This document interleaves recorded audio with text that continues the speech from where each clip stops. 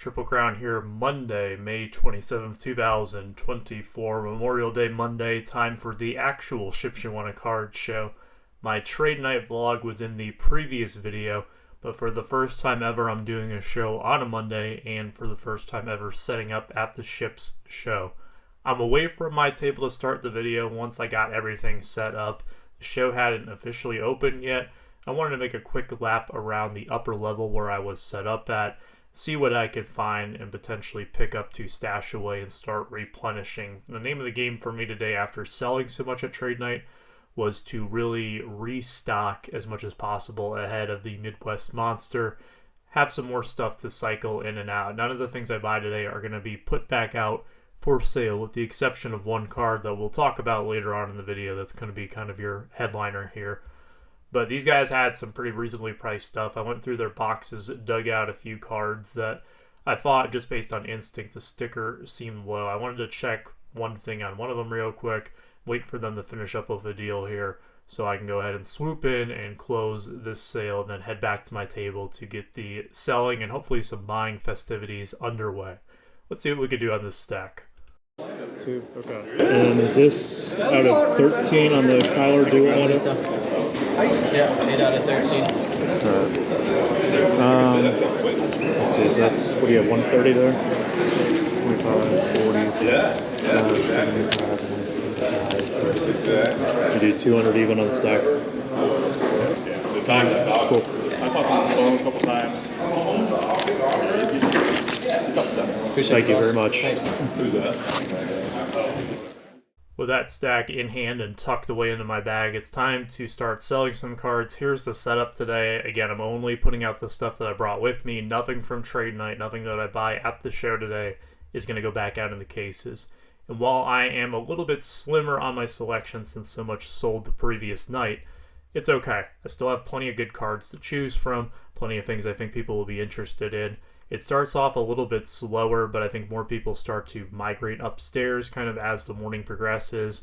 Big shout out to Brad, the promoter of the show. He is one of the best promoters in the game, and he incentivized people to come shop with the dealers in the upstairs portion by putting a promotion out there for anyone who spent $25 at any of the dealers' tables upstairs would get a raffle ticket to enter in to win a free Zion case that would be drawn in the afternoon.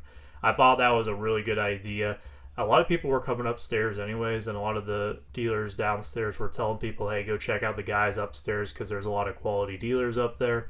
And I thought it was a huge success, but it's always nice when a promoter's got your back. He wants you to do well, and you can tell Brad cares with every single thing that he does. So I got to give him a lot of credit. He runs this show incredibly well, and it's those little things that sometimes go a long way as someone who gets, who sets up on the regular. With that said, let's get into the actual deals. What's the out of 99? Good question. I haven't looked at it in a while. One second. First sale of the day actually comes in form of a partial cash, partial trade, where I'm getting some more cash on my side.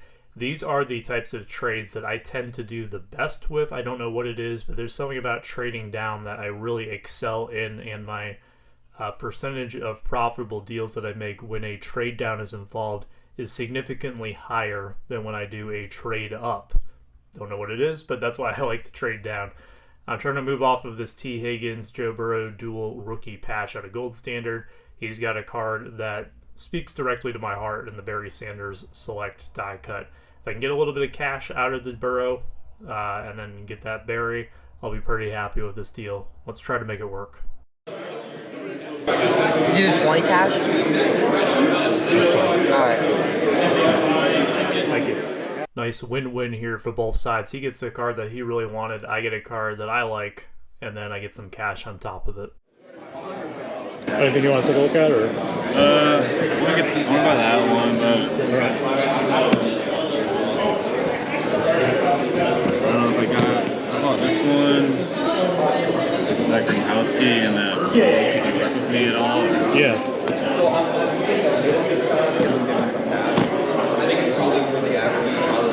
Excuse me for 1 sec here.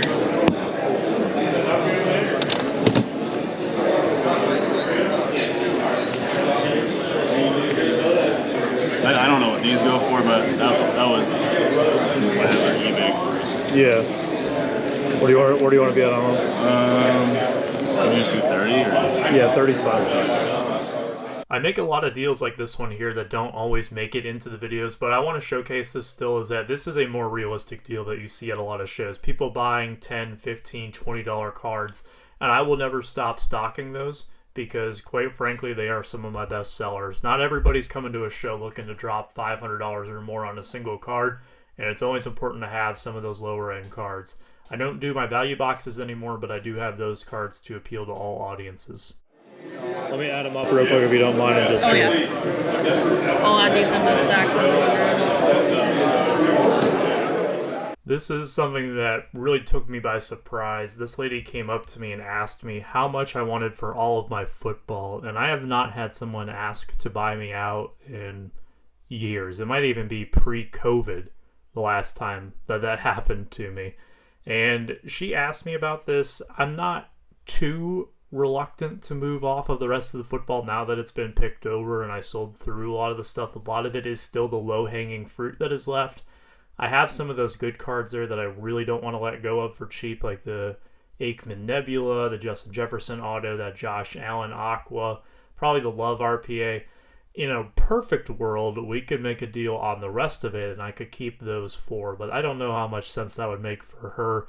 Again, I need the football. It moves really well for me, and I'm not necessarily in a position where I have to give it away or I have to blow it out for any reason, but I would certainly entertain an offer, and if it made enough sense, I think I would take it at this point.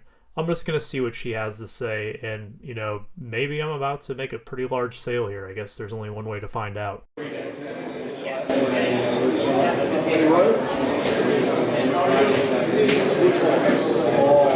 We'll probably be too far off. It'd be at $27.50. $27.50. What did it add to?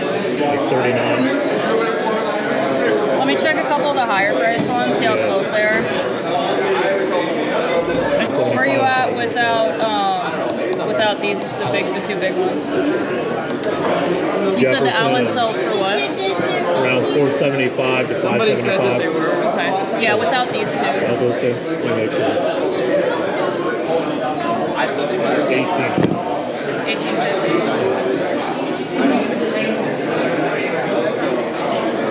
You probably have to stick at 15, but I appreciate it.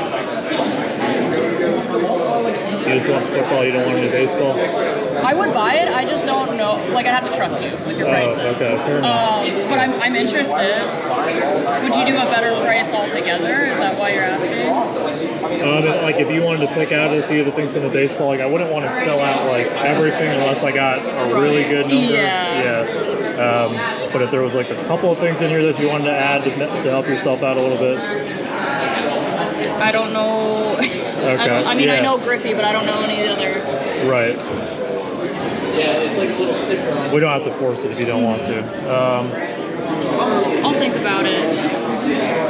I will meet you at, what do you say? You said 15, and I said 18.50. Yeah. Justin's not happy right now. I do 17. I'll pass, but I appreciate it. Yeah, no worries. Yeah. No deal there. She was very nice to work with, but I think that we probably thought a little bit too similar to one another. The offers that she was making to me is what I would probably offer if I was trying to buy myself out. And usually people who think just like me are the ones who don't always get to buy directly from me because, well, we kind of have the same ideas in mind. So not selling out the football just yet. Maybe that will happen at the Midwest Monster, but I thought it might actually happen there. Let's move on to the next deal. Would you do 100 for the Tucker and the Camara flaws?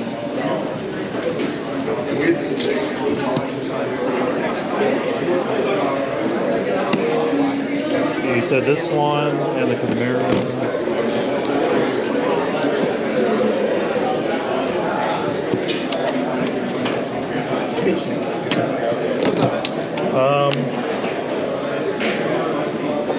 Do 110. All right. There we are. Thank you very much. I don't happen to have any more like in-person person Griffey autos that have like a number grade on them? That's the only one. Yeah. Can I pull out a few things? Can I pull out a few things? Yeah, sorry.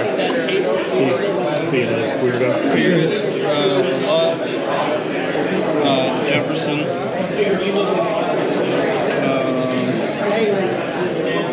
possibly the Allen.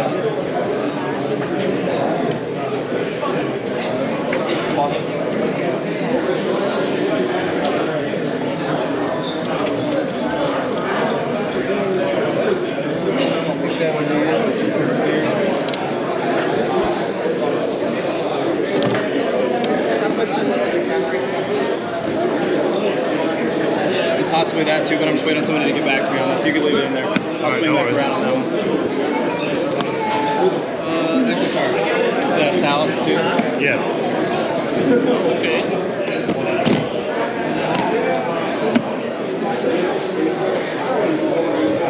Hey, I'm gonna go get another stamp, okay? This is a deal that doesn't necessarily work out for the cards that I just pulled out there, but I want to kind of show it and talk through certain aspects of it. Hold up on that guy. Do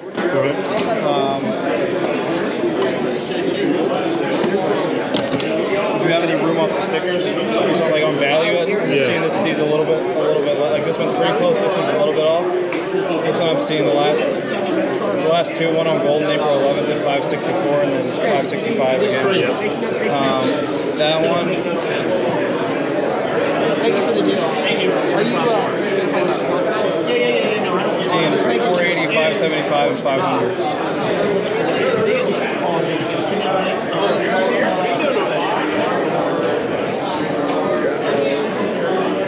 And that one's the last. That's at the last one. Yeah. I want to get 6 out of this, and I want to get 5 out of this. So it's going to be my best on those. I got you. Yeah.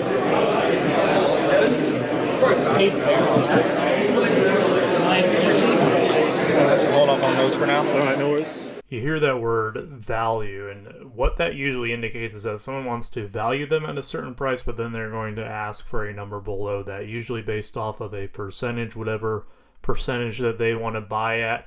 And because of that, I try to make it kind of clear on certain cards, especially my better cards, that like, hey, I want to get this out of it. I'm not going to be at X% of the last sale on it. My prices aren't always below the last sale because, quite frankly, not every single card you can buy at or below the last sale. In fact, some are really good deals at or slightly above the last sale because that sale may be an outlier or it may not be reflective of current market conditions. There's a lot of ways that you can kind of skew numbers, but that is something that happens from time to time. The amount of times that I get asked about some of these higher end cards and asked about them at those prices that are kind of X% of the last sale is more than you would imagine, or perhaps as much as you would imagine. Could you get close to like 3-ish? Just because I see the two most recent, but then before that they're like 250. 325 probably. Just call it 320 flat. Yeah, that's fine. This was a sale here on my Griffey signed upper deck card that you saw earlier in the video. It's not shown in this clip, but we agree to a price at $320, and as you'll notice as the show progresses, more and more people are starting to ask about those higher end cards. I think there's a lot of people who started off downstairs and now they're working their way upstairs because some of the bigger money in the room is slowly gravitating towards the table, and the reason I say that is just based off of the cards that people are asking about. We're going from people negotiating on the $10 to $20 stuff now up to the cards that are going to cost a couple $100 minimum.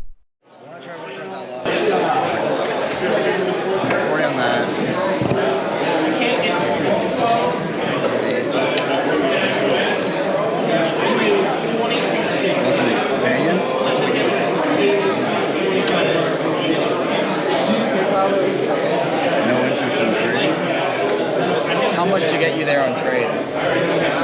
Let's find out. I mean, if we're going to go buy prices and he's going to be max count on trade. I'm going to give you a little bit more than this on trade. That's what I was asking. Yeah, what's trade value? What's buy value? It's going to be fair on both sides. Like, I'm not going to jack mine up and then, like... All we buy and sell is Packers stuff usually, so... These gentlemen came up looking to sell, but what I presume to be the older guy speaking son wants to trade into the Jordan Love RPA that I have, a card I've been asked about a lot, and you kind of hear our back and forth there. I tell him that I'm not going to take the lowest sale on his stuff and take the highest sale on my card, and we kind of talk about it there. So what I did is I priced all of his stuff based on what I would buy it at. I added a little bit more on a trade value, and I also knocked mine down a little bit off of sticker to maybe a more realistic value. I want to create a level playing field, right? I don't want to change the rules of how much a card is worth just because it's my card, because when you treat people like that, most of the time they don't want to come back.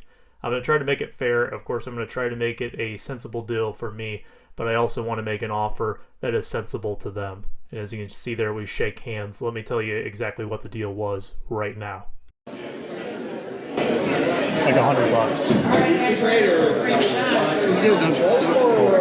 Like that. You get to take the trade. You got to take the picture. There you have it, $100 cash for me. That'll get me a little bit closer to being in the black on this deal. And then I will get 7 football cards, really in the $10 to $50 range. Nothing crazy in there. They certainly got the best card in the deal with the Love, but I have a lot more flexibility and probably a greater likelihood of making the deal profitable now.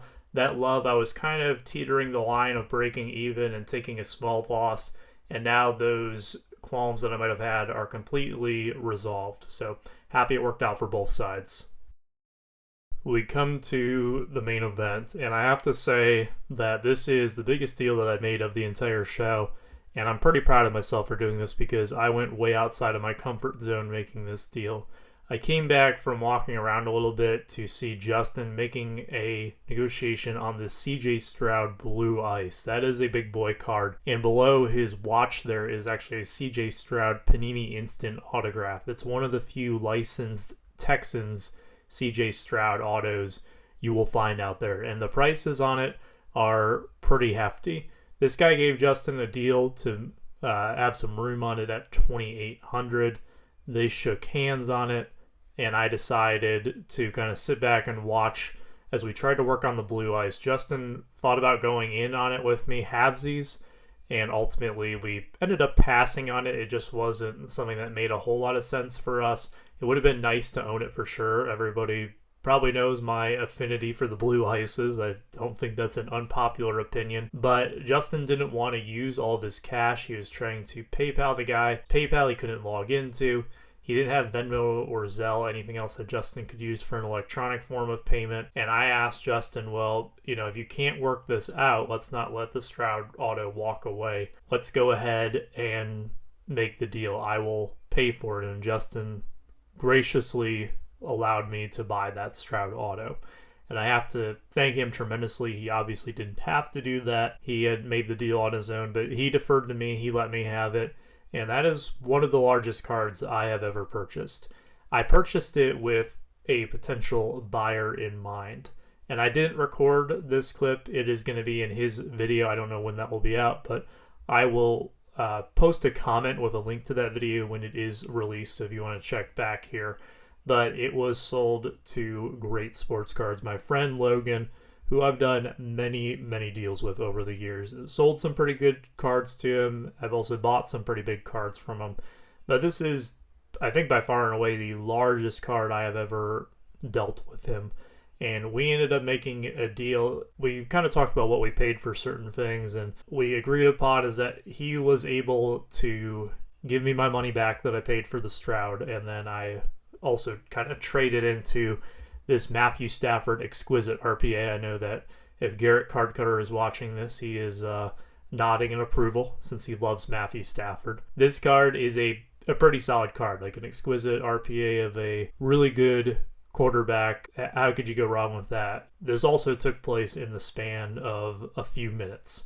I went downstairs immediately after making this deal because I knew that Logan, he is my go-to guy. Whenever I have a big Stroud, I go to him with it, and I don't think there's ever been a time that we haven't made a deal on a large Stroud card, and therefore he was my buyer on that one. We were able to shake hands on it. Card goes to the biggest Stroud fan or biggest guy for Stroud cards that I know out there. Could I have tried to push for a little bit more if I would have sold it? sure I could have. If I sold it on eBay, though, I have to pay all the fees. If I were to sell it online, I'm sure I would get beat down on it. Someone would want to 80% me on it, and then I'd have to ship it. I don't want to really put a card that expensive in the mail. All those things are kind of going through my head. If I can make a deal where I'm guaranteed to have it profitable, because I don't see a Stafford Exquisite RPA going to zero anytime soon, why not go ahead and make that deal? And that's what we end up doing there. This guy had some really awesome cards. You'll see them here. The Julio Red Refractor Auto, the Griffey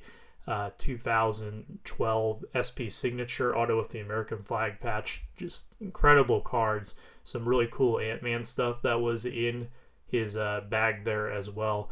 We ended up passing on the Stroud Blue Ice, but it worked out on the Stroud Auto, and I'm happy with myself for taking that chance, because I don't know if that is something that I would have done at the start of the year, and my resolution to be a bit more bold but not reckless is doing well for me, and I can reflect on it and give myself a little pat on the back. I don't say any of this to brag or anything. I just say this as a way to kind of reflect on my growth, and that was the name of the game. If you count the Stroud sale with the cash that I got from it, this was my most successful show ever. I believe I did right around 8,300 at this show, and now that is with a little bit of a asterisk, because obviously a big portion of that was the Stroud Auto, and I had to pay pretty much the same amount that I got out of it cash wise to move it. But if I had bought it the day before and then sold it here, I still would have counted it towards my show total. It is what it is. I am very much looking forward to what is coming up ahead with the Midwest Monster. That will possibly be the biggest show of my sports car dealer career. Can't wait for that. I should have some vlogs out next week with some shows that I'll be attending this upcoming weekend, and looking forward to sharing that. And then I'll have another video out later this week, possibly 2 videos. We'll see how I feel. But until next time, thank you so much for watching. Take care, stay safe, be kind.